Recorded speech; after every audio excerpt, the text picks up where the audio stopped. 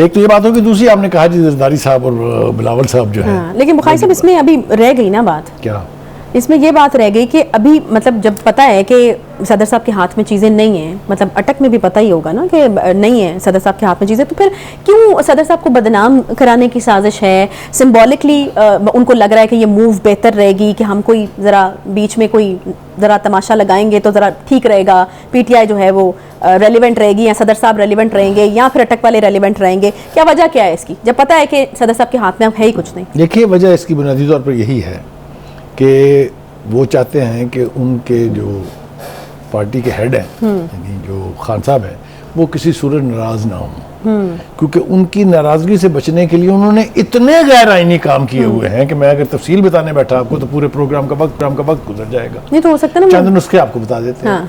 आप मुझे बताइए, ये तवक्को करते हैं कि एक सदर जो है वो इलेक्टेड काबीना से और वजीर आजम से हल्फ लेने से इनकार कर दे? कहीं सुना है आपने ये? सही। आप कैसे समझते हैं कि पार्लियामेंट कानून पास करे और सदर साहब उसके ऊपर अंडे देने बैठ जाए? ये सब कुछ वो करते रहे हैं ना, इसलिए उनका ख्याल ये है कि जाते जाते ये भी सही। अभी हाल ही में जो उनकी ट्वीट हुई थी, आपको पता है, उसके ऊपर भी हमने प्रोग्राम किए थे, किस तरह का क्रिटिसिज्म उसके ऊपर आया था कि एक सदर जो है वो एक प्राइवेट ट्वीट के जरिए से ये कह रहा है कि मेरे सबॉर्डिनेट मेरा कहना नहीं मानते। आप देख रहे हैं कितनी मजा का खेज बात है, मजे का खेज बात है, और फिर यकीनन उनके अपने वकार में थोड़ी जो है वो कमी आती है इस तरह के। अच्छा जी, आज वो जो बड़ी रेलेवेंट गुफ्तगू है वो जो जरदारी साहब और बिलावल कर रहे हैं, पहली बात तो ये है कि बिलावल साहब जो है 90 दिन में इंतखाबात कराने पर इसरार कर रहे हैं, मुज़र हैं वो, उसी तरह जिस तरह सुप्रीम कोर्ट थी पहले, आपको अभी 14 मई के हवाले से बताया। मेरा ख्याल ये है कि बाप बेटा गुड कॉप बैड कॉप बनने की कोशिश कर रहे हैं। अच्छा। क्योंकि जरदारी साहब ने अभी कल ही ये वजाहत दी है कि वो चाहते हैं कि मर्दमशुमारी नई के मुताबिक हल्का बंदियाँ हों और हल्का बंदियों के बाद इंतखाबात जो है अपनी आइनी तकाज़ों के मुताबिक हों। ठीक है। दैट मीन्स कि वो एंडोर्स कर रहे हैं वो शेड्यूल जो इस वक्त इलेक्शन कमीशन बनाने पर यानी आमादा है। लेकिन बेटा जो है, बेटे साहब ने तो एक ऐसी बात कह दी जो कोई तवक्को नहीं कर रहा था उनसे, कि उन्होंने कहा कि मैं बाप का हुक्म घर में तो मानने के लिए तैयार हूँ, लेकिन सियासी मामलों में मैं अपने फैसले खुद करूंगा। अच्छा। मैं ये कहता हूँ, मैं जानता हूँ दोनों को ही, जरदारी साहब से भी हमारी याद अल्लाह है। क्या वक्त का तकाजा है इस वक्त? नहीं, वक्त का तकाजा नहीं है, मेरे ख्याल से अभी, हाँ, गुड कॉप बैड कॉप तो मैंने कह दिया, लेकिन मेरा नहीं ख्याल कि अभी बिलावल साहब उस मकाम पर पहुंच गए हैं। अच्छा। जहां वो आसिफ जरदारी साहब के किसी फैसले या किसी बात को रद्द कर सकें। मेरा ख्याल है वो जितनी जल्दी इस गलतफहमी से बाहर निकल आए उतना ही उनके लिए। बुखारी साहब, उसकी तो जो है वजाहत आपने पहले ही कर दी है कि गुड कॉप बैड कॉप हो रहा है। जब इस तरह की कोई चीज़ होती है तो फिर वो मुशावरत के साथ ही होती है ना। मतलब पीपल्स पार्टी अब अपने उस 90 रोज़ के मुतालबे से एकदम हट भी नहीं सकती, और अगर आप 90 रोज़ के मुतालबे पे खड़े रहते हैं तो आपको और मुझे पता है कि उनको क्या डिफिकल्टीज फेस करना पड़ सकती है। देखिए, मैं आपको इस ये जो कंट्राडिक्शन कह लीजिए आपको, या ये जो दो अमली है, इसकी बात करते हैं ना मजीद, ताकि लोगों को और ज्यादा वजाहत के साथ ये बात समझ आ जाए। कुछ हल्कों का ख्याल ये है कि अगर पीपल्स पार्टी को मेन स्ट्रीम से हटाया गया, जैसे कि पीपल्स पार्टी समझती है कि इस वक्त नून लीग जो है वो मिलिट्री एस्टेब्लिशमेंट के ज्यादा करीब है, अगर ऐसा ही है और पीपल्स पार्टी को यानी पीपल्स पार्टी से गुरेज किया जाता है, सही है, तो पीपल्स पार्टी के पास भी बहुत सारे ऑप्शन हैं। सही है। कुछ तासुर हल्कों में ये भी है कि ऐसा भी हो सकता है कि अगर ये बात जरदारी साहब की ना सुनी गई तो वो पीटीआई के साथ भी हाथ मिला सकते हैं। जरा तसव्वुर करें फिर क्या होगा। और ये सिचुएशन मेरे ख्याल में उसके बाद शायद ज़्यादा बनना शुरू हुई थी, जब यकीनन आपने भी सुना होगा, जब हमने खबरों में सुनना शुरू किया था कि कोई क्रैकडाउन सिंध में भी होने लगा है, वहाँ पे भी जो है मसाइल लगा है, नहीं हो रहा है। हाँ, हाँ। नहीं, वहाँ से ये सिचुएशन शुरू हुई थी जब इसका इनिशिएटिव लिया गया। लेकिन एक अनफॉर्चुनेट बात ये है कि जब कोई बहुत बड़ी मेन स्ट्रीम पार्टी किसी छोटी पार्टी के साथ मिलती है, क्योंकि पीटीआई के साथ कद काट वो तो नहीं रहा ना, उसमें से दो बड़े बड़े ग्रुप निकल गए हैं, उनके पास इलेक्टेबल जब है ही नहीं कोई, तो फिर नुकसान जो है वो मेन स्ट्रीम पार्टी का होता है।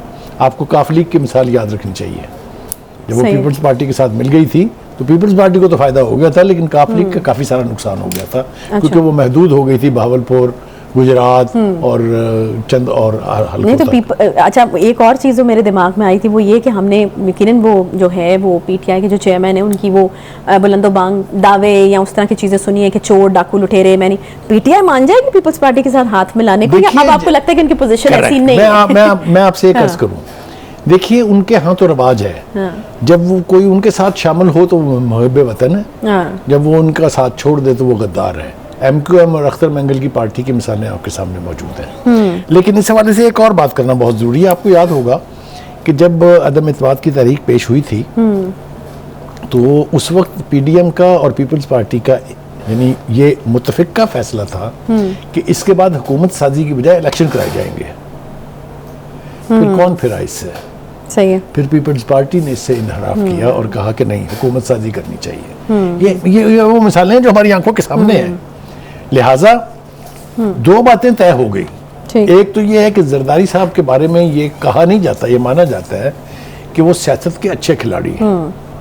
बल्कि अगर आपको याद हो, एक पॉपुलर नारा था कि एक जरदारी सब पर भारी। याद है ना आपको?